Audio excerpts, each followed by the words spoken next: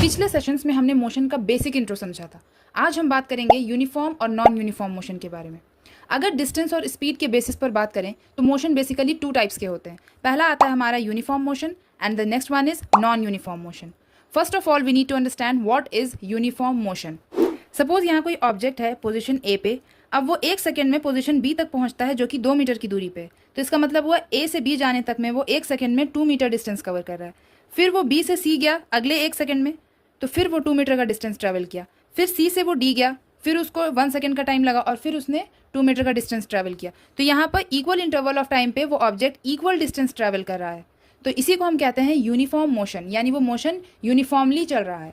ठीक है, तो हम कह सकते हैं when an object travels equal distance in equal interval of time, तो उसे हम कहेंगे यूनिफॉर्म मोशन। इसका एग्जाम्पल हम देख सकते हैं कि जब परेड वगैरह होता है, जो मार्च पास्ट होते हैं, उसमें जो स्टूडेंट्स होते हैं वो जिस मोशन में मूव करते हैं आगे, उसी को हम कहते हैं यूनिफॉर्म मोशन। उसमें सब साथ साथ चलते हैं, एक स्टेप लेते हैं, एक तरह का स्टेप लेते हैं और आगे बढ़ते हैं। तो उस तरह के मोशन को हम कह सकते हैं uniform motion. Our next topic is non uniform motion. Suppose a पर कोई पोजिशन ए पे कोई ऑब्जेक्ट है, अब वो ए से बी तक जाने में उसको 1 सेकेंड लगा और वो 3 मीटर का डिस्टेंस ट्रैवल कर रहा है। फिर बी से सी तक में वो दूसरे सेकेंड में 5 मीटर का डिस्टेंस ट्रैवल करता है। फिर सी से डी यानी थर्ड सेकेंड में वो 2 मीटर का डिस्टेंस ट्रैवल कर रहा है। तो यहाँ हम क्या देख रहे हैं कि डिस्टेंस तो चेंज हो रहा है लेकिन टाइम सेम है, टाइम कभी चेंज नहीं होता है।